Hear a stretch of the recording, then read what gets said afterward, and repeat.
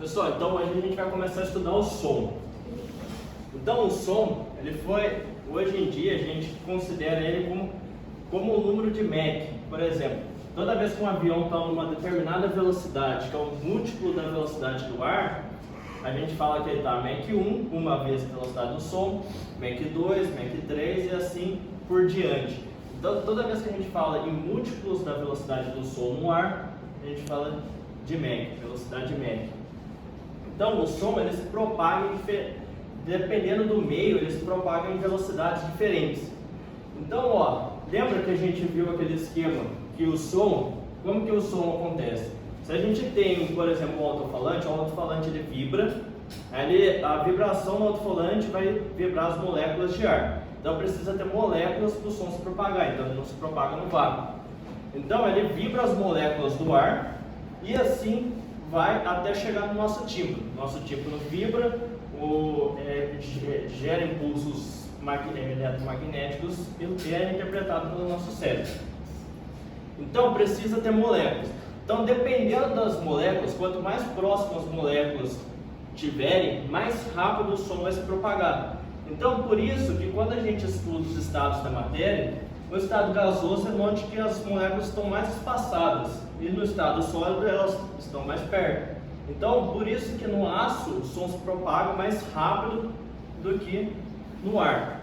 E na água também é mais rápido do que no ar. Então, dependendo do estado da matéria, o som vai se propagar mais rápido ou mais devagar. E também o que pode interferir na velocidade do som é a temperatura. Então, se a gente pegar a velocidade do som, vai ser uma constante vezes a raiz quadrada da temperatura.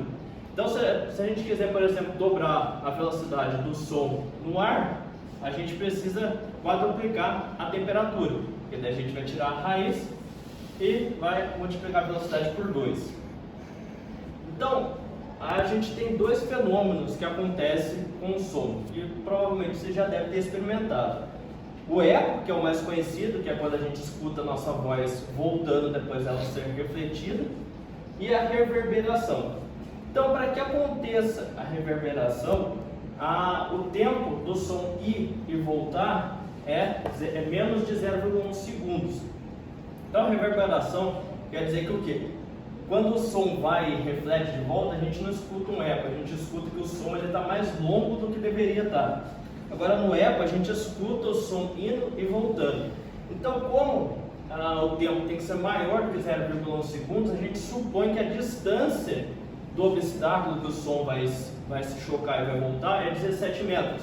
Porque se a gente pegar a velocidade do som, jogar na fórmula da velocidade, a gente vai ver que a distância é 34, só que a distância de ida e volta. Então a distância mínima para acontecer o eco é 17 metros.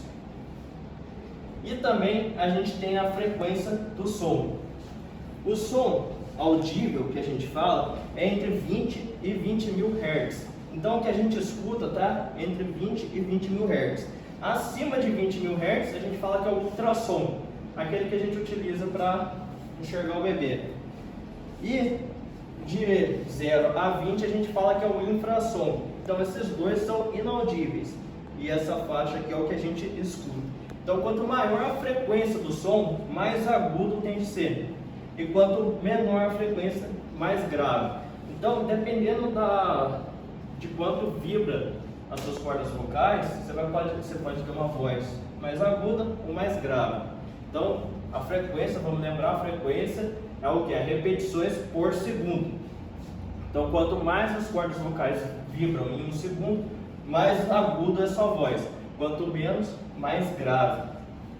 Então, sempre quando a gente fala que o som está alto e o som está baixo, a gente está falando ou se ela está aguda ou se está grave. Não está falando da altura, na verdade, de quanto que a gente está escutando, né?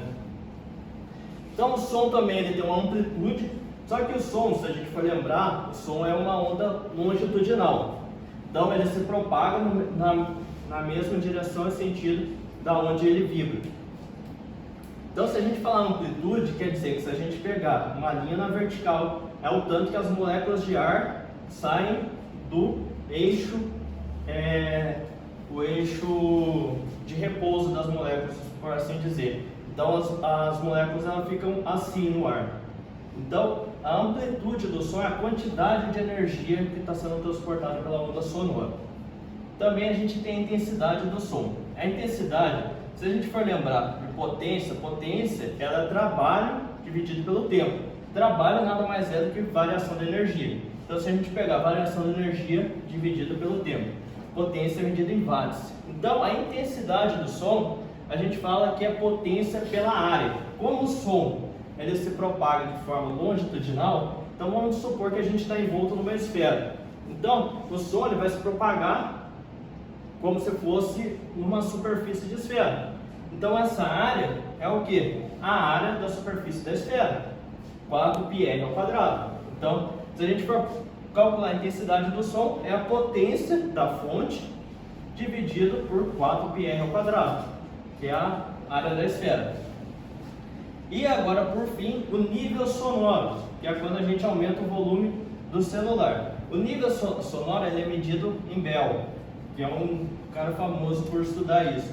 Só que mais comumente mais comumente a gente calcula em decibel. Então, para a gente calcular o nível sonoro, o que a gente faz? É claro que se a gente tirar o 10, a gente vai calcular em Bell, só que a gente quer em decibel. Então, em decibel, a gente vai calcular 10 vezes o log na base 10 da intensidade do som que está sendo emitido sobre uma intensidade do som audível, que é o número fixo, 10 elevado a menos 12 watts por metro quadrado. Então, se a gente pega a intensidade de um som qualquer, joga, nessa forma a gente consegue calcular o decibel dele. Então, se a gente olhar na apostila, tem uma tabela de diferentes decibels de sons, por exemplo. Então, que a gente fala que tem poluição sonora nas grandes cidades é porque o decibel emitido pelo congestionamento é muito alto. Então, a gente tem uma poluição sonora. E, por último, a gente vai ver ondas estacionárias. Ondas estacionárias, voltando no assunto da aula anterior, que era quando a gente tinha interferência das ondas. Então, só que aqui a interferência, tanto construtiva quanto destrutiva, acontece com ondas de mesma amplitude e frequência. Então, se for uma interferência construtiva, a amplitude vai multiplicar por 2, porque elas têm a mesma amplitude e frequência.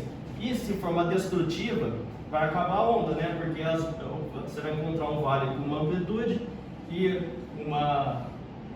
um pico com a mesma amplitude. Então, na hora que as duas se encontrarem, a gente vai ter uma destruição da onda. Então, na onde que for destrutiva, a gente fala que ocorreu um nó. E na hora que for construtiva, ocorreu um vento. Então, nas ondas estacionárias, quando elas se encontram, imagina que está vindo uma onda para cá e outra para cá. As duas têm a mesma amplitude e frequência. Então, na hora que elas se encontrarem, o ventre vai ser duas vezes a amplitude da onda originária, porque soma as duas amplitudes. E o nó vai ser as duas ondas se cancelando. Então, a gente vai sempre ter um nó, um vento. Isso daqui também é um vento. Então, um nó é um vento, um nó é um vento. Então, a distância entre dois nós é o tamanho da onda dividido por 2. E também a gente consegue calcular a velocidade de uma onda numa corda tensa. Então, se a gente tiver uma corda presa numa parede e a gente está segurando ela com uma determinada força, a corda não está frouxa, ela está esticada.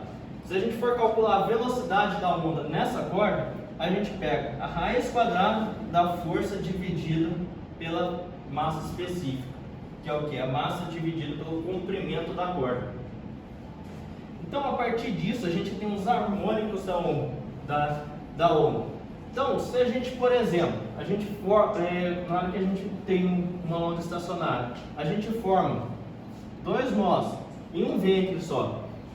Então, se a gente pegar o comprimento, o tamanho da corda, o L da corda, né, que é o comprimento da corda, ela vai ser o quê? O comprimento da onda dividido por 2. E também, se a gente jogar em V igual a lambda F, a gente também vai achar se a gente substitui o L no lugar do lambda sobre 2 lá. Então, a gente pode fazer isso também se a onda tiver 2 ventres, isso daqui também é um ventre, e 3, 4 e assim por diante.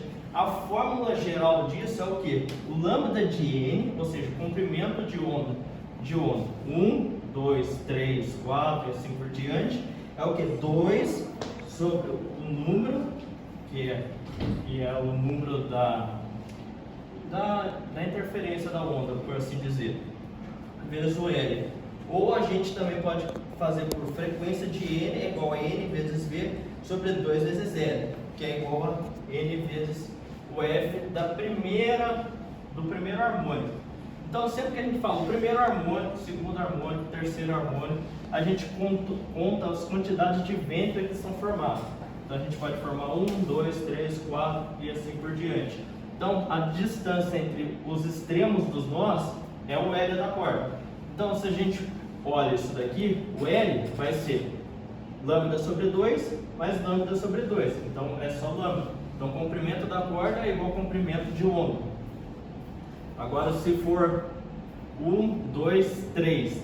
Então, o comprimento da corda vai ser 3 lambda sobre 2. E assim por diante. Deu para entender?